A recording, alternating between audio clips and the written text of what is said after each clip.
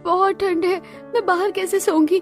माँ इतनी ठंड में इतने सारे बर्तन, मैं खाना बनाकर थक गई हूँ। पापा मुझे मत मारो, माँ मेरी मदद करो। अरे कीर्ति क्या हुआ, कोई बुरा सपना देखा क्या? क्यों परेशान हो रही हो? अचानक कीर्ति की नींद खुलती है और कीर्ति जोर जोर से रोने लग जाती है। जैसे जैसे ऋतिक उसे चुप करता है और सुला देता है। अगले दिन सुबह कीर्ति डरी सहमी रसोई में आती है। अरे आज तो संडे है, आज तो हम सबकी छुट्टी है, आज तो घर में पार्टी करेंगे। जैसे ही आकाश पार्टी का नाम लेता है, कीर्ति के हाथ कपकपाने लग जाते हैं। अरे कीर्ति, आज मोहल्ले की औरतें मुंह दिखाई के लिए आने वाली है, तो तुम सबके लिए नाश्ते का इंतजाम कर लोगी ना? जी हाँ पिताजी। इसके बाद कीर्ति सभी के लिए नाश्ते का इंतजाम करती है और मोहल्ले की औरतों को नाश्ता करा के विदा कर देती है। बदले में मोहल्ले की औरतें तारीफ और बहुत सारा शगुन देकर जाती हैं। अरे अभी तो रसोई में बहुत सारे बर्तन हैं, इतनी सारी सफाई बाकी है, जल्दी करना होगा वरना कहीं मुझे फिर से मार न पड़े।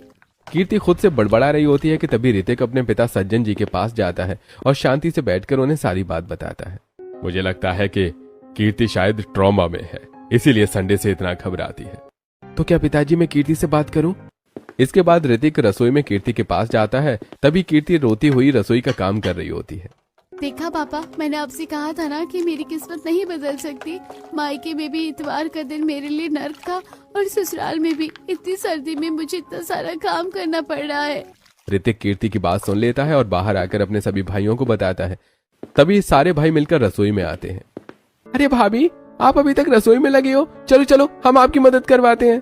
और हाँ भाभी, आप यहाँ पर बैठो, आपने बहुत काम कर लिया, अब हमारी बारी है।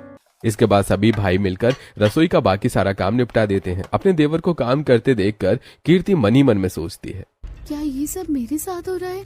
क्या सच में मेरे ससुराल में इतने अच्छे लोग हैं और बिना सास के ये भी लोग मेरा इतना ख्याल रख रहे हैं? कीर्ति, रात हो गई है, चलो सोने चलते हैं। इसी तरह एक हफ्ता बीत जाता है और फिर से शनिवार आ जाता है। कल फिर से इतवार आने वाला है, कल फिर मुझे बहुत सारा काम करना पड़ेगा और लोगों के सामने शर्मिंदा होना पड़ेगा। तभी ऋतिक कमरे में आता है। कीर्ति, कल इतवार है और कल मेरे ताई जी, ताऊ जी और उनके परिवार के लोग तुमसे मिलने के लिए आने वाले हैं। वो दूसरे शहर में रहते हैं तो शादी में नहीं आ पाए थे। ऋतिक के मुंह से यह सब सुनकर कीर्ति जोर जोर से रोने लगती है। उसकी रोने की आवाज सुनकर सभी लोग कीर्ति के कमरे में आ जाते हैं। अरे ऋतिक बेटा, क्या हुआ? कीर्ति इतनी जोर से रो क्यों रही है? पता नहीं पिताजी, मैं तो बस कीर्ति को ये बताया कि कल ताऊ जी की फैमिली आ रही है, यही सुनकर कीर्ति रोने लगी। क्या हुआ बेटा, तुम रोने क्यों लगी? ताई जी, ताऊ जी केवल 2 दिन के लिए ही आ रहे हैं।